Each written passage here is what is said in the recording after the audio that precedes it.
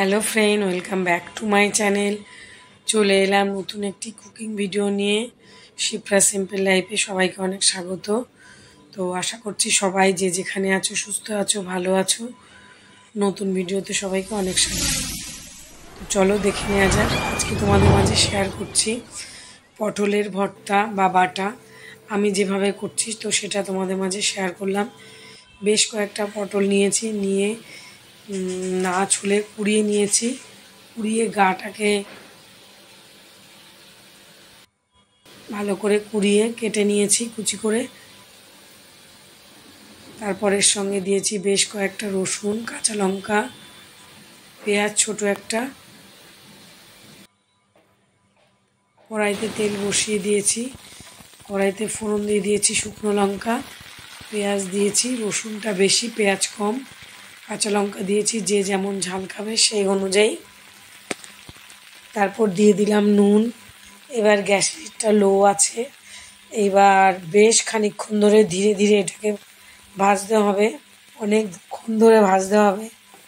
প্রায় 15-20 মিনিট লেগেছে এটাকে ভাজতে, যেহেতু লো ফ্লেমে ধীরে ধীরে ভাজতে হবে। এই যে দেখো, খালি নাড়িয়ে যেতে হবে, নাড়িয়ে নাড়িয়ে ভাজতে হবে। এই যে ভাজা প্রায় এই যে হয়ে গেছে। এখন আমি দিয়ে দেবো এর মধ্যে কালো জিরে, বেশ খানিকটা কালো জিরে। আগে আমি শুকনো খোলা একটু ভেজে নিয়েছিলাম, তারপর আবার এখানে দিয়ে দিলাম। দিয়ে দুটো শুকনো লঙ্কা দিয়েছি। ঝালটা তোমাদের পছন্দ মতন দেবে, একটু ঝালটা বেশি হলেই ভালো লাগে খেতে।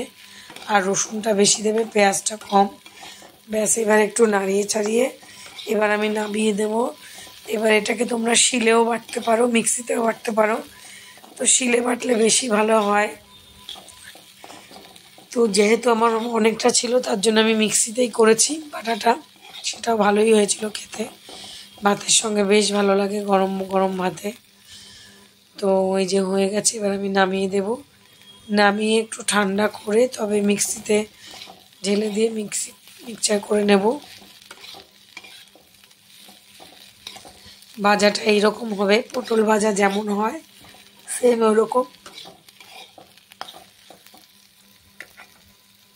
এবার গ্যাসটা আমি বন্ধ করে দিয়েছি, ঠান্ডা হতে দিয়েছি খানিকক্ষণের জন্য। ঠান্ডা হয়ে গেছে। এবার নামানোর আগে দিয়ে দিয়েছি ধনে পাতা, বিলিতি ধনে পাতা বলে, বাড়িতে লাগানো ছিল গাছ থেকে, টব থেকে নিয়ে নিয়েছি 3-4টে পাতা। যদি মনে করো দিতে পারো, নাও দিতে পারো, তো দিলে একটু বেশি ভালো হয়। এমনি নর্মাল ধনে পাতাও দেওয়া যেতে পারে। এবার আমি মিক্সিতে দিয়ে মিক্সচার করে নিয়েছি, এইরকম হয়েছে। শিলে বাটলে আর একটু বেশি ভালো হয়, কালো জিরেগুলো ভালো করে বাটা হবে। এখানে হয়েছে, তবে সেরকম একটা ভালো হয়নি।